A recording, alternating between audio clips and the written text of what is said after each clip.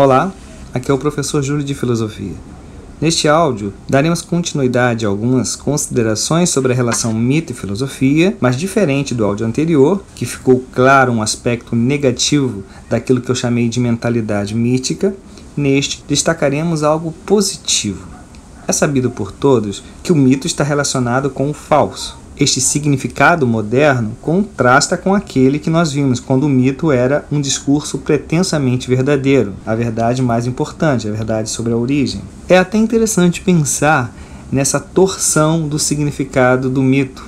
O mito antigo, significando um discurso pretensamente verdadeiro, a verdade fundamental, a verdade da origem, e o sentido moderno de mito como sinônimo do falso. Para compreender isso, entre outras coisas, basta pensar que o mito conta a história dos deuses, e a partir do momento em que uma nova religião se instaura na Grécia, aquelas histórias, portanto, aqueles mitos, tornam-se falsos. Mas o mito não é só o falso. Na medida em que ele envolve uma adesão irrefletida, ele pode ser também usado para manipular ou para conduzir as pessoas. O mito da raça, o mito da nação, o mito de um passado glorioso que deve ser revivido, restaurado. Porém, a relação entre mito e política ainda não é o nosso tema. Mas o que nós poderíamos destacar de positivo no mito? Para isso, eu gosto de fazer uma pequena distinção. Na verdade, uma distinção de posturas na leitura do mito. Duas formas de ler o mito. Uma delas, a primeira, que eu chamo de uma leitura literal, ao pé da letra, e uma outra que eu chamo de interpretativa. A leitura literal do mito gera duas atitudes. A primeira é de uma adesão completa, assim como os gregos acreditavam naqueles mitos na antiguidade, ou seja, há ali uma adesão, ou então uma recusa integral. Se aqueles deuses são falsos, não há nada o que se aproveitar daquelas histórias. Bom, a leitura interpretativa gera uma outra atitude, porque aqui os mitos, os deuses, não precisam ser mais verdadeiros. Você nem aceita integralmente e nem recusa integralmente. Você vai tentar interpretar a linguagem simbólica presente nos contos míticos.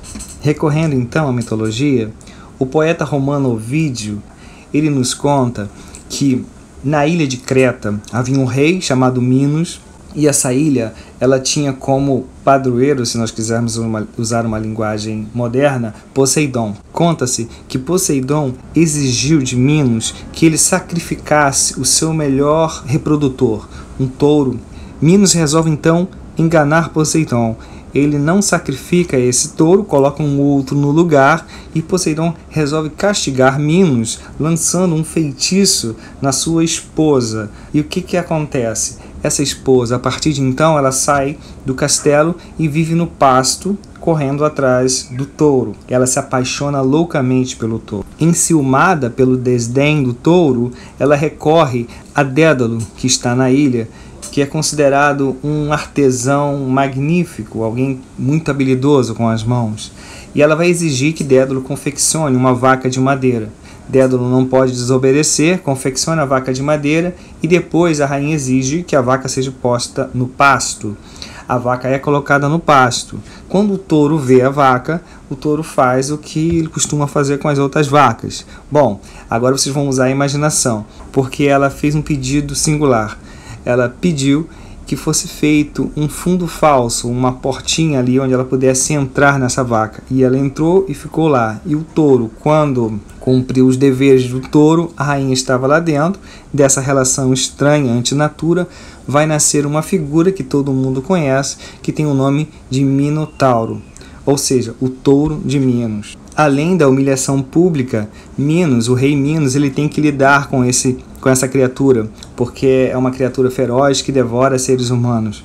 E o que ele faz? Ele vai ao Dédalo e exige então que o Dédalo construa um grande labirinto, de tal forma complexo que uma vez dentro ninguém consegue sair. Dédalo obedece, constrói o labirinto e ao final o Minotauro é colocado lá dentro. Só que a história não termina por aí. O rei Minos pega o Dédalo e o seu filho Ícaro e coloca também dentro desse labirinto. Há duas maneiras de sair desse labirinto. Uma delas vai ser contada com o mito de Ariadne e a outra é a que o Dédalo vai usar.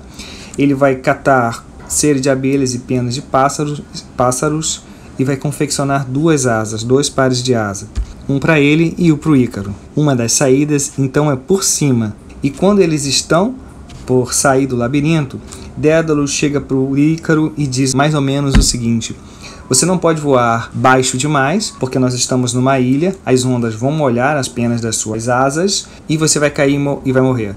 Você também não pode voar acima das nuvens, portanto alto demais, porque o sol derreterá a cera e você cairá e morrerá também. Ou seja, por cima a cera, por baixo as penas. O caminho então é o caminho do meio. O que o Ícaro faz?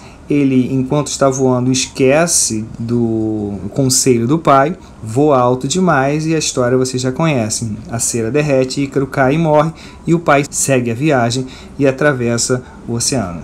Bom, em uma leitura literal, você tem esses elementos, aí você tende a crer ou descrer completamente nesse mito. Numa leitura interpretativa, vai se buscar então os elementos simbólicos e tentar relacionar esses elementos simbólicos. Se nós pensarmos, as asas aqui elas podem ser entendidas do seguinte modo: elas representam a liberdade. Não é à toa que a Honda coloca a asinha no tanque da moto. E a travessia e a saída da ilha pode representar aqui o próprio percurso de uma vida. Dédalo, ele representa a experiência.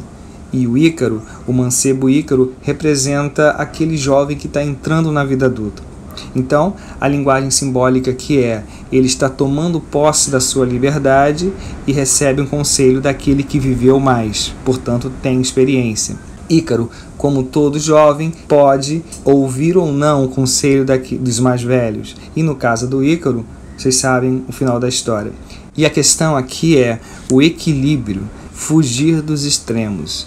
A liberdade é um bem, mas se não usado de forma adequada ou equilibrada, pode ser trágica ou resultar em um fim trágico. Fugir dos extremos, há uma zona de segurança em que a liberdade é boa, mas com o uso equilibrado, com o uso harmônico. Caso contrário, nos extremos, o fim pode ser trágico. Bom, embora nada disso tenha existido e essa história ser tudo fruto da fantasia humana, a gente pode dizer que a sua mensagem ela é verdadeira. Espero ter ilustrado com esse pequeno exemplo como que é possível resgatar o mito numa leitura interpretativa.